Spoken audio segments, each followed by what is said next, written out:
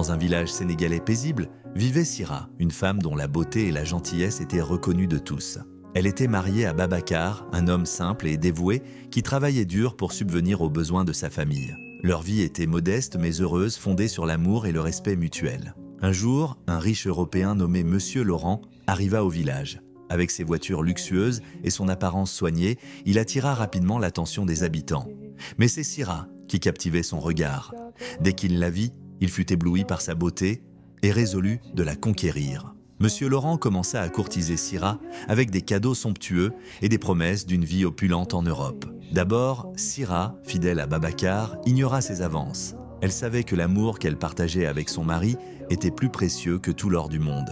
Mais la tentation grandissait à mesure que Monsieur Laurent redoublait d'efforts pour la séduire. Fatiguée par les difficultés de sa vie quotidienne, Sira se laissa peu à peu envahir par le doute.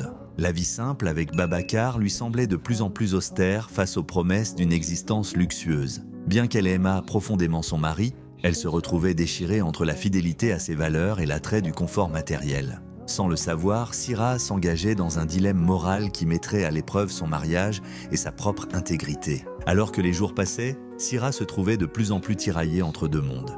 D'un côté, il y avait Babacar, son mari aimant et dévoué, qui lui offrait une vie simple mais remplie d'amour et de respect. De l'autre, Monsieur Laurent, l'homme riche et séduisant, promettait une existence faite de confort et de luxe, loin des difficultés du quotidien. Les cadeaux somptueux que ce dernier lui offrait devinrent de plus en plus difficiles à refuser.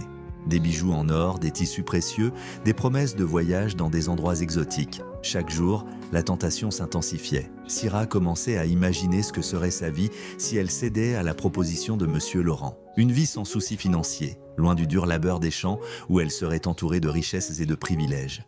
Mais en même temps, l'image de Babacar, travaillant sous le soleil brûlant pour leur avenir, continuait de hanter ses pensées. Les rumeurs commencèrent à se répandre dans le village, et bien que Babacar en fût au courant, il ne dit rien. Il croyait encore en l'amour de Sira et espérait qu'elle retrouverait la raison. Cependant, Sira se trouvait de plus en plus éloignée de son mari, accablée par un tourment intérieur. Elle savait que chaque jour qui passait la rapprochait d'un choix qui pourrait changer sa vie pour toujours, mais elle ignorait encore de quelle manière. Le point culminant de l'histoire se déroule un soir, alors que la tension entre Sira et Babacar atteint son paroxysme. Sira, accablée par le luxe promis par Monsieur Laurent et le poids de ses propres choix, décide de confronter directement son mari.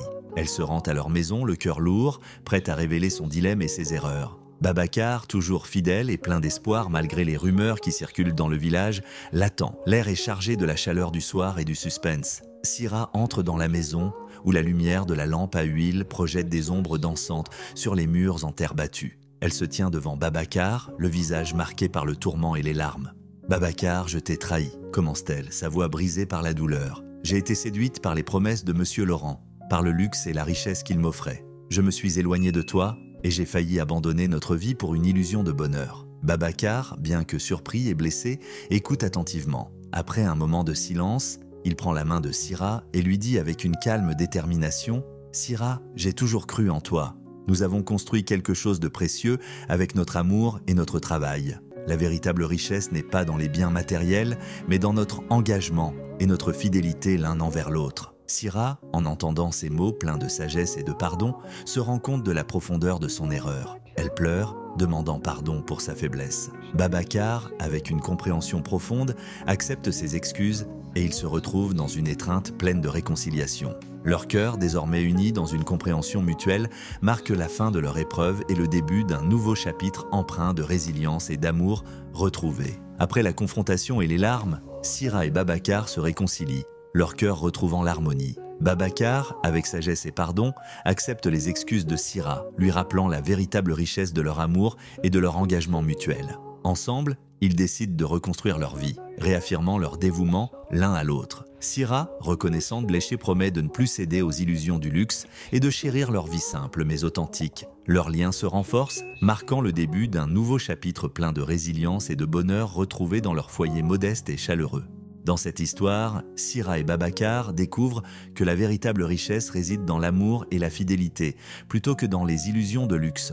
Leur réconciliation, marquée par une promesse sincère de chérir leur vie modeste, renforce leurs liens et leur permet de repartir sur de nouvelles bases. En unissant leurs forces pour reconstruire leur vie ensemble, ils trouvent un bonheur durable dans leur simplicité retrouvée. Si vous avez aimé cette histoire et souhaitez en voir davantage, n'oubliez pas de liker la vidéo et de vous abonner pour ne rien manquer. Rendez-vous demain pour une nouvelle aventure captivante. À bientôt.